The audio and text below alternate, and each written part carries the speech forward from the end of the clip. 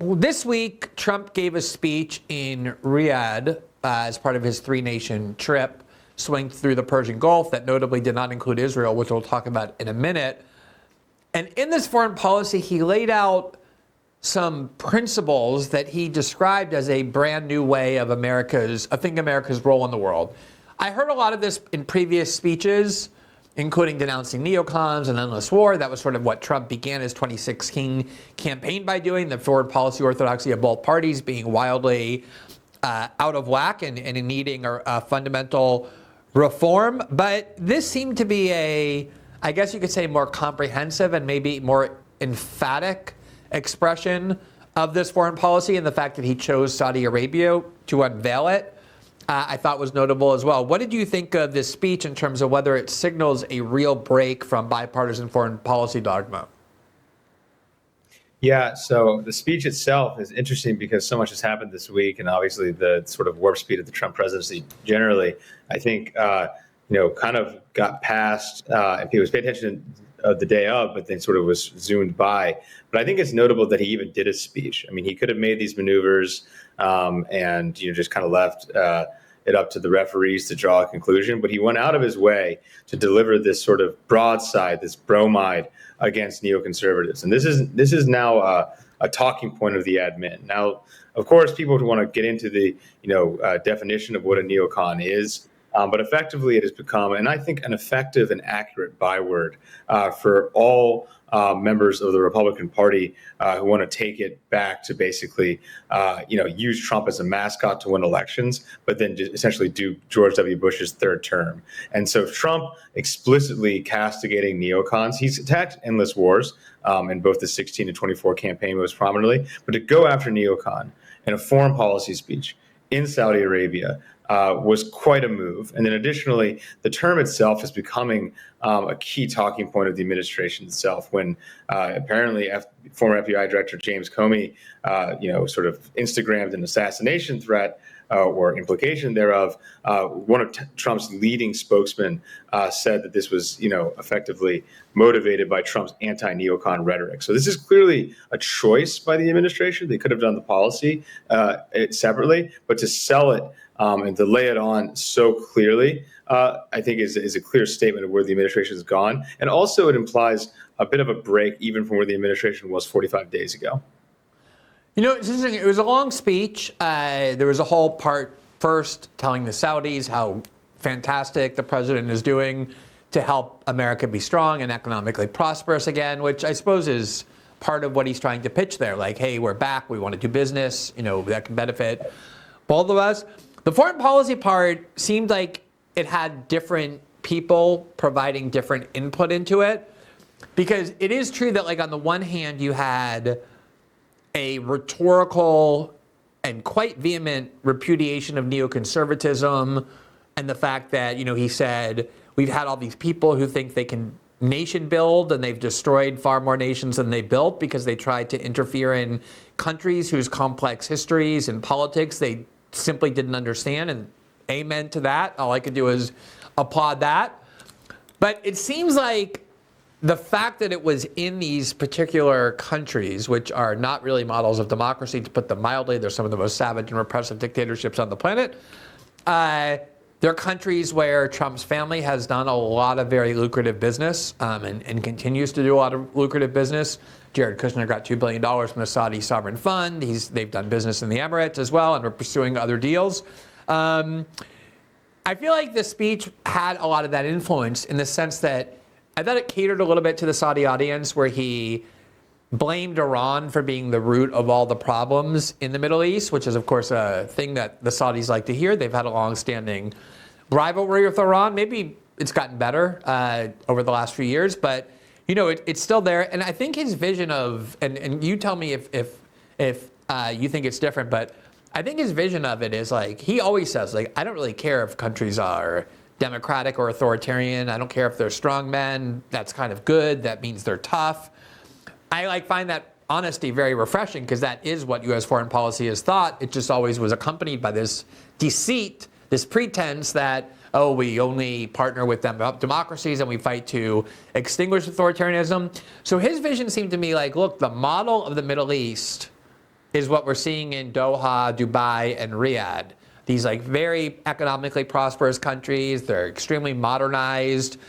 I guess he believes they're trying to liberalize their politics. And that essentially they're really interested in joining the world economy, exporting, as he said, technology, not terrorism. And I feel like his view is basically like these three countries plus Israel form the future of a peaceful, prosperous Middle East. But in order to make that happen, we have to get rid of the people who want to keep the Middle East at war and unstable, meaning Hamas, Hezbollah, the Houthis, and Iran, which you can, on the one hand, repudiate neoconservatism, but that is a view that neoconservatives would be more or less comfortable with. So how do you reconcile all of that? I think there's a lot there. I think that, of course, within Trump's world, there are different people who want to put their gloss on it. Of course, probably the most enduring legacy of Trump's first term in terms of Middle East policy is the Abraham Accords, and you saw it this week. Witkoff, who I think is obviously one of the more superlative members of the administration, is shopping Abraham Accord expansion. But the reality is that the conditions on the ground have significantly changed from the first term. So while there may be, the old hymn books, the old catechisms, the religion has somewhat shifted by just changing circumstances. I would say, first of all, the big two, Saudi and UAE, Mohammed bin Salman and Mohammed bin Zayed, are much different players and characters vis-a-vis Trump than they were, say, 8 years ago. They were the driving force for hawkishness, not only on Qatar, but Iran and also Yemen. And you see them now being a far more pragmatic, moderate, seeking to de-escalate tensions in the region. The Saudis are constantly, sort of under pressure to sign the Abraham Accords. It looks like instead it's more likely that they're going to sign an independent deal with the U.S. or agree to some sort of civil nuclear infrastructure with even the Iranians. So like a lot's changed. I mean, I would say that the driving force of the speech, or the subtext of the speech, the driving force of Trump's trip, was a potential break with Netanyahu. Netanyahu was not sufficiently on hand. He was not sufficiently represented. He was not on hand for these summits. He was totally absent. Meanwhile, the U.S. had pulled out of major planks of his favorite policy. I mean, the U.S. unilaterally, without consulting the Israelis, per all reports, got rid of the sanctions on the Emiratis, and the Gulf states helped wipe out their debt. No consultations with Jerusalem. Pretty Syria. Extraordinary.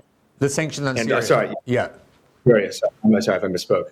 And so, the handshake with Ahmed al-Shara, Netanyahu in Israel has to be asking himself whether or not he even profited from the fall of Assad at this point, which was, of course, the longstanding quasi-goal of the Israelis.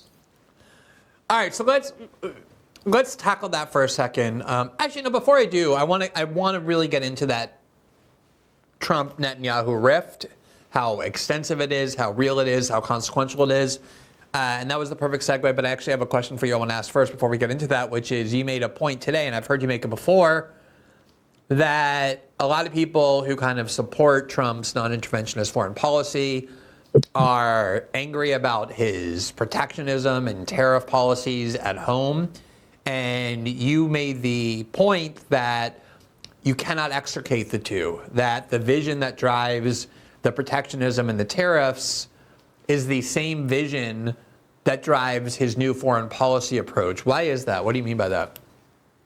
Yeah, I think this is a pretty important point, and one that might not maybe terribly popular, because I think there are a lot of people who say, oh, well, I'm in on industrial policy, I'm in on tariffs, but I don't know about all of this negotiating with the Iranians business. And I think there's another group that is very comfortable effectively, pursuing realism and restraint, but is aghast on what, a lot of the elements of the White House's economic program. In terms of what Trump has consistently pitched since coming down the escalator in 2015. He has portrayed a country in economic ruin and disrepair as a result of what I would call globalism, what he and his allies would call globalism, Steve Bannon, et cetera. It has been an export the jobs, invade other countries, and import populations from the countries that are wrecked by U.S. foreign policy. And so, this might be a sort of superlative or grandiose picture. It might be an embellished picture, but it's one that very much resonates out in the public. I mean, this is the key pitch in the linchpin of Republican control. That is the Midwest.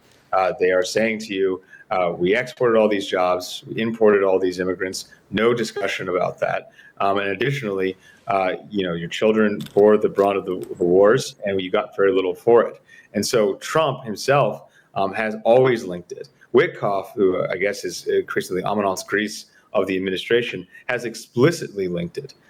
He has said that, in the attempts to do business with the Russians and the Iranians, they found the Gulf partners a lot more acclimative, a lot more pragmatic, a lot more manageable to work with than the Europeans, who, of course, are, they are a democracy, but they are highly ideological on foreign policy and totally adrift and recalcitrant at the moment. Speaking of Bannon, one of the things that first, I don't know if I want to say attracted me, but caught my attention about Trump 2016, that caused me to be more open-minded to it than most people who were not explicitly MAGA. It got me subjected to all sorts of, expulsions and labels about being a fascist apologist or whatever. But the campaign that he architected, Steve Bannon, in 2016, I remember this very well because I was surprised when I heard it. Was Steve Bannon's plan was, let's get in and do a bipartisan infrastructure deal with the Democrats so that we spend huge amounts of money modernizing our country and putting all these people who we promised we would take care of back to work and create all these jobs. Then let's raise taxes on the rich because the tax code is far too favorable to the wealthiest. And then we can use that to pay for the wall. And leaving the specific questions aside, it does illustrate exactly what you just said, which is this kind of globalism. And of course, he was also promising to roll back all the foreign wars. So from my perspective, you had someone saying, let's stop all these foreign interventions that have been so destructive. Let's stop this endless war. Let's spend money inside the United States instead to benefit the people of our country who have been, so run roughshod over. Let's make the tax system more equitable so that the richest are paying a more fair share to make all this possible. And then let's build a wall so that the only people who can benefit from all the things we're doing are American citizens. We're not inviting other people in from around the world. And as you said, we're not forcing them to come because we're no longer destroying their countries. I thought that was a extremely interesting approach to politics, far more so than anything that was going on in the Democratic Party. Remember, this is 2016. You're talking about Hillary Clinton, just like the queen of establishment institutions and bipartisan dogma. And then Bannon gets into office along with Trump and Jared Kushner. In about 8 months, Bannon's out. I think he clearly lost a power struggle to Jared Kushner. It's probably not a good idea to go to war with the husband of the president's favorite daughter, so I guess it was kind of predictable. But to me, that was always like a pivotal turning point in the first Trump administration. I always wondered what would have happened if Steve Bannon's agenda had prevailed instead of Kushner's. Now we're in the second administration. You still have Bannon kind of on the outside, though he definitely seems to have a lot of influence and be looked upon favorably by at least some factions inside the White House. Which of these kind of competing factions, like the non-interventionists represented by Bannon, I think you could put J.D. Vance in there, probably Tulsi Gabbard, a couple others, Trump himself. And then on the other hand, you have, the standard warmongers like Marco Rubio, and you had Mike Waltz, and now he's gone. But then you have Tom Cotton and Lindsey Graham and the Republican senators. Are they still at war and the outcome is uncertain, or do you think one of those sides is starting to emerge more powerful? We'll just say two things about what you just said. Number one, I think that the chronology you just provided is very useful. So, Bannon, of course, had all of these ideas, infrastructures, a tax raise, et cetera, and they pursued, essentially Paul Ryan's healthcare plan and Paul Ryan's tax plan. Right. That's sort of the equivalent. Yeah, that's sort of the equivalent of your earlier question. Why does the administration have all this sort of weird baggage where they say one thing that looks like an olive branch to realism and restraint, and the other end it's a lot of the stuff from the first term. And I think that's sort of the explanation. I mean, Trump has, in fact, taken over the Republican Party. It is a bit of a hijack job. He is a sort of a populist, centrist, nationalist person. He is not a neoconservative, and so it's a continuously fractious marriage, one that he is increasingly getting full and total control over. But it's an ongoing process. As to which side is prevailing, I mean, I think what is notable about this administration is actually how few official hawks there are, and how vulnerable someone's position becomes when they are identified as a hawk. Waltz had a hawkish pedigree. I think he was a surprising selection for national security advisor. And once he, was, disclosed in the press and, just, through his own incompetence, was exposed as he's a sort of, fanatic, he was quickly removed. And he got caught by Trump, plotting behind Trump's back with Netanyahu on how to attack Iran, which I think might have been even the bigger cause than the signal stuff.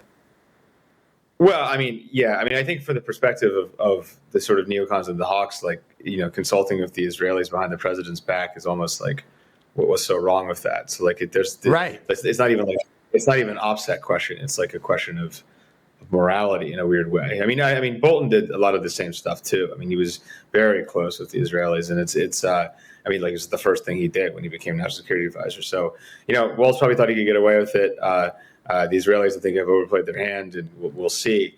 I think it is not a liability. I mean, they're trying to make it so. Some people, and I would say the Israel lobby, are trying to make it so. But it is not a liability to be labeled a restrainer or a realist or even a dove within the ranks, right? So, I mean, there's a little bit of attacks on J.D. Vance, during the Signalgate thing for showing, the only person showing some hesitation about bombing the Houthis. And I think you saw a lot of the usual voices being like, J.D. Vance is attacking the president. None of that stuff went anywhere. The attacks on Waltz, though, lost him his job. And I think it's been pretty clear that Hegseth as well, since he has sort of irrationally fumigated his top ranks at the Pentagon and is just basically running on vibes and bombing the Houthis, has lost a lot of his internet support as well, and a lot of grassroots support as well. So it's a strange thing where I think I don't mean to say that it's a war that's complete or going to be ended any soon, but it's kind of a guerrilla war where the establishment are now the guerrillas and trying to sort of slip in policies there, and the official religion is actually now Trumpism, realism, restraint, as understood within this administration. If your dog is constantly itching, scratching, or dealing with hot spots, and I guarantee if you have dogs, at some point they are, you've got to check out Coat Defense. It's an all-natural solution that's been helping so many dogs. And here's why this caught my attention. I have a shelter that my husband and I built that has close to 150, 200 dogs. We have another 25 rescue dogs at home, and I've definitely seen firsthand with all of those dogs how often dogs develop yeast infections, especially in their paws and ears and skin folds. It's really more common than people realize, but the usual treatments, things like steroids or antibiotics or Apoquel or Cytopoint, they might cover up the symptoms for a while, but they don't actually fix the root cause. And in some cases, they actually make things worse over time. Coat Defense is different. Their daily preventative powder works as a dry shampoo, odor eliminator, and anti-itch powder. But what makes it special is that it eliminates yeast naturally by changing the terrain on your dog's skin so that yeast and bacteria can't survive. There's no toxic chemicals, no synthetic junk, just safe natural ingredients. They also make an aloe-based sensitive skin shampoo that calms irritated skin, preserves the natural oils and microbiome, and is totally free of parabens, sulfates, and anything artificial. And honestly, I've been really surprised reading the testimonials and seeing their products firsthand. I've heard from so many people that this is the only thing that's worked after years of frustration with dogs finally itch-free and healthy again, and that's why I'm happy to partner with Coat Defense. So if your dog has been struggling and nothing else has helped, go to CoatDefense.com and use code Glenn for 15% off your first order. That's CoatDefense.com, code Glenn. Thanks for watching this clip from System Update, our live show that airs every Monday through Friday at 7 p.m. Eastern, exclusively on Rumble. You can catch the full nightly shows live or view the backlog of episodes for free on our Rumble page. You can also find full episodes the morning after they air across all major podcasting platforms, including Spotify and Apple. All the information you need is linked below. We hope to see you there.